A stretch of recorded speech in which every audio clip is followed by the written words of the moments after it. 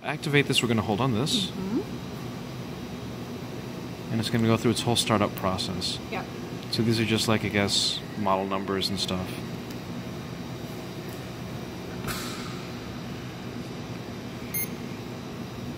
Reservoir volume, continuous rate, and how much it's given. Nice.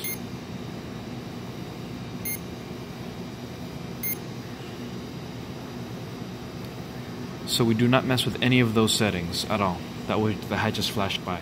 If they're turning it on? Yeah. Yeah, you shouldn't. No. Gotcha. I mean, now if they're setting up their pump, you would adjust the settings. So if this is their pump, they just put the new cassette on. So then they'd hit the next button. The reservoir volume, you just put 100 in there. So it needs to be 100. Ah, okay. So. And then you hit enter.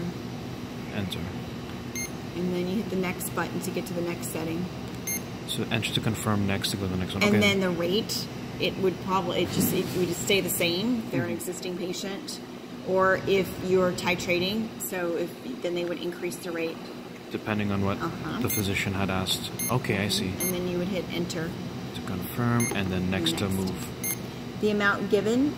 You haven't given any drugs, so they always have to clear out the pump. So they hit clear. And then oh no, so this is the setup. So this needs to be cleared by default if we're setting it up. Starting it up, yeah. Okay, and then next? Okay. You just go next. So air detector is always going to be off. Upstream sensor is always off? Okay. So it's stopped. You're back to the home screen. So this is the home screen. If it's a Monday, Wednesday, Friday, then they have to prime their lines. Ah, okay, so this is the priming, and then this is where we hold on the prime button.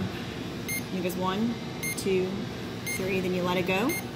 Oh, let it, okay. And then hold it back down again. So you tell it to prime, and then you hold on the prime button until the fluid reaches the pump. And it usually goes through 2 settings. You'll see it'll stop halfway, and then we'll have to hit the prime button again. I see. And it's just a safety mechanism, so if they roll over on it or something like that, that they don't give themselves a bolus. That makes sense. Okay, so it stopped, so then you have to hold it back down again.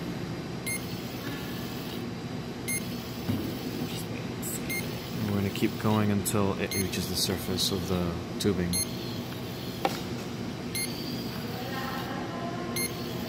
Yeah, there it is. Cool. Okay, there we go. We'll take it off.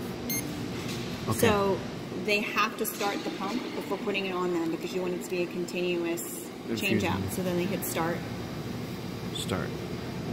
And have to hold it down. 1, 2, 3. So then it'll go through the settings again, and you'll be able to see what your rate is to double check that you make sure you have the right rate. And it already, that's cool. So it already detects how many mLs it used to prime the tubing. So you know. It's very selective or particular about. Oh yeah, it needs to. Managing everything. Yep. Okay, cool. So then at this point we'd hit. Does it say run? Yes. So it's running. So then.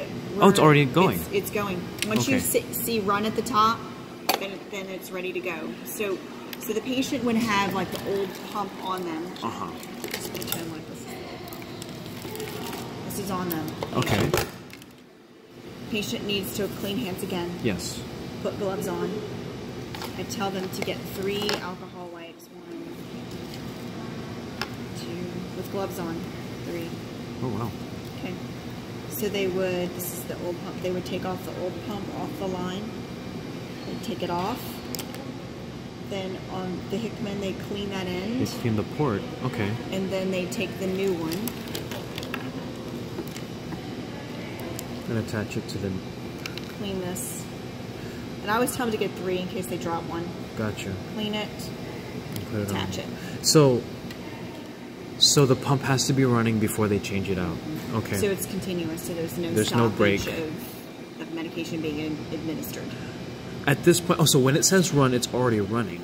So it's already going. It's going. So as you said, so this is how they'll come in. When it says run, and it'll say the reservoir volume on it. Yeah. And so, okay, let's say this is on the patient, and you wanted to check the settings. So you wanted to know what the rate they're at. So you see there's 98.2, so they must have just changed out their cassette. Gotcha. There's 100 mils in there. This is the rate, which is 36 mils per 24 hours, and the amount given is all there, and you can can document. From the cartridge itself. Mm-hmm. Gotcha. Just hit the next button to go through all the settings. Yep. And that's really, at the end of the day, without holding a button, this is the only one that's going to be responsive. Yes, correct. Okay. Except turning it off, which you would, or stopping it, you'd have to hold it down. So to stop it, you hold it down. So question, will the pump stop right now if I were to hold on the off button? No, I don't think so. I think you have to stop it first. It has to be stopped first. Before you can turn the pump off. Okay, and then for lock, is that like, okay, like I'm done and then just lock it to make sure that... No, we don't do any, we don't press the lock button. The lock has nothing to do with anything? Nope. So in order to stop this, you'd have to hold on this, and the 3 lines would have to appear, and that's the only way it stops. Yep, and it'll say stopped at the top. Ah. And then you turn the pump off. It even takes a while to do that too. Wow. I mean, it makes sense. It's